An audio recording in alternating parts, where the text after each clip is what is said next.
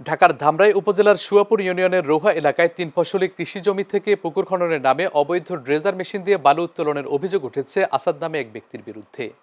দীর্ঘ ১১ মাস ধরে এক জায়গা থেকে বালু উত্তোলনের ফলে চারপাশের কৃষি জমি ভাঙনের কবলে পড়েছে। এই ঘটনায় ভুক্তভোগী কৃষক রাজীব বাদী হয়ে উপজেলা নির্বাহী কর্মকর্তার কাছে লিখিত অভিযোগ দায়ের করেছেন। ভুক্তভোগী কৃষকরা জানান, আসাদকে বারবার ড্রেজার বন্ধ করার কথা বললেও তিনি ড্রেজার বন্ধ না করে উল্টো পুলিশ সহ সেনাবাহিনীর ভয়ভীতি দেখাচ্ছেন বলে অভিযোগ করেন কৃষকরা। উপজেলা নির্বাহী কর্মকর্তার কাছে অভিযোগ দেওয়ার পরও কোনো প্রকার ব্যবস্থা নেয়নি উপজেলা প্রশাসন।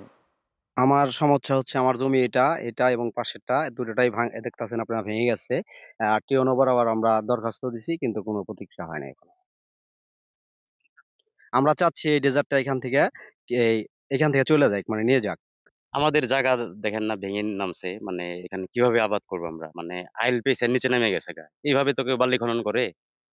আমরা চাই যে এটা বন্ধ করার জন্য ঠিক আছে? ইউনো বরাবর আমরা এটা আ লিখিত অভিযোগ দিছি কিন্তু এখনো এটার কোনো রেজাল্ট পাইনি আমরা এখনো। ওনারা বলছে আমরা এখানে যাবো দেখবো।